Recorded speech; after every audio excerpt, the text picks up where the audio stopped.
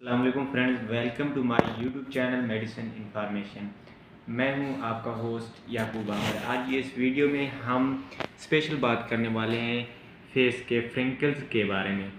बहुत सारे हमारे फ्रेंड्स के चेहरे पे फ्रिंकल्स पड़ जाते हैं और चेहरे पे दाने निकलने की वजह से चेहरे में सुराख बन जाते हैं, जिससे चेहरे की स्किन इंतहाई बुरी लगती है और यंग उम्र में ही चेहरे से बुढ़ापे के आसार नज़र आते हैं।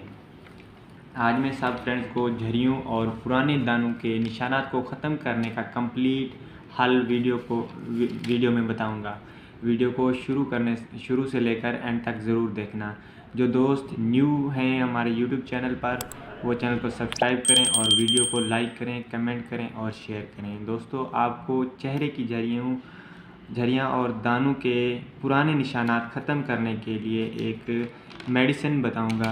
आपने मार्केट में जाना है, किसी भी करीबी मेडिकल स्टोर पर जाना है और वहाँ से आपने 10 कैप्सूल विटामिन ई के लेने हैं या एवियन कैप्सूल ले लेना है और एक डर्मोवेट क्रीम ले लेनी है। ये दोनों आइटम मार्केट में या किसी भी मेडिकल स्टोर पर बआसानी मिल सकते हैं। एक अच्छे से साबुन से मुंह धो लेना है। उसके बाद एवियन खोल लेना है। ये एवियन कैप्सूल लिक्विड फॉर्म में होता है।